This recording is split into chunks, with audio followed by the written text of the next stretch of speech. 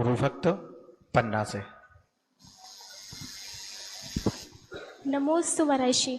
मेरा प्रश्न यह है सभी यूथ की साइड से कि जब हम कभी बाहर जाते हैं, घूमने का प्लान बनाते हैं दोस्तों के साथ, तो हम रात्रि में भोजन नहीं करते और हमारा देव दर्शन का नियम रहता है। तो वो लोग कहते हैं कि जैसे हमने एक मंदिर के दर्शन किए, वो कहते हैं कि सारे मंदिर में एक जैसे ही तो भगवान है, आपको हर मंदिर के दर्शन क्यों करने हैं। और वो लोग फोर्स करते हैं, मतलब कि क्या अभी से त्याग कर दिया है रात्रि में भोजन, और क्या तुम अपने शौक पूरे कर पाओगे।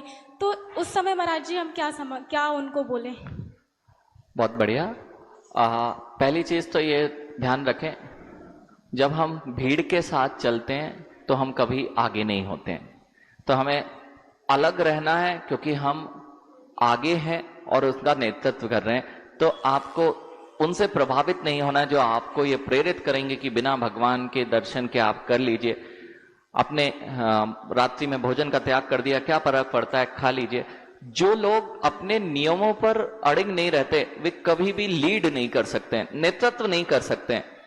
और आप यदि उन मित्रों में आगे बढ़ के दिखाना चाहते हैं, क्योंकि सबके अंदर मित्रता भले ही है, लेकिन हर कोई यही तो सोचता है मैं सबसे आगे रहूं, सबसे श्रेष्ठ रहूं, ये छोटे छोटे से नियम उनको आगे ले जाते हैं, इसलिए उनसे प्रभावित नहीं होना। दूसरी बात है कि हम उनसे क्या कहें, यानी अभी आप तो पालन कीजिए, दृढ़ता से पालन कीजिए। कुछ चीजें समय के लिए छोड़ देना चाहिए।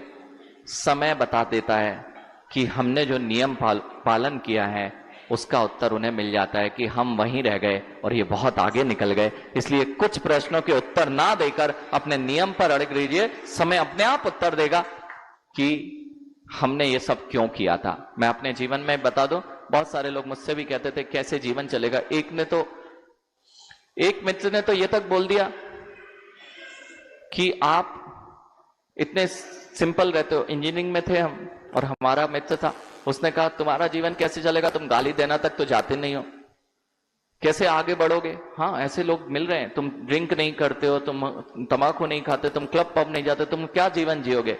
यानी वे वहीं रह गए। और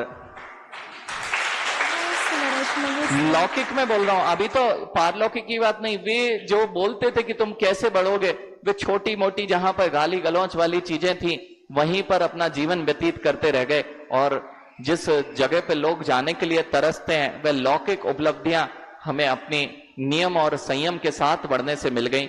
यहां तक कि यह कहा गया है, उनको यही कहना, यानी मैंने अपना पाथ चूज किया हुआ है और मैं घोड़े की तरह उस पर चढ़ता हूं।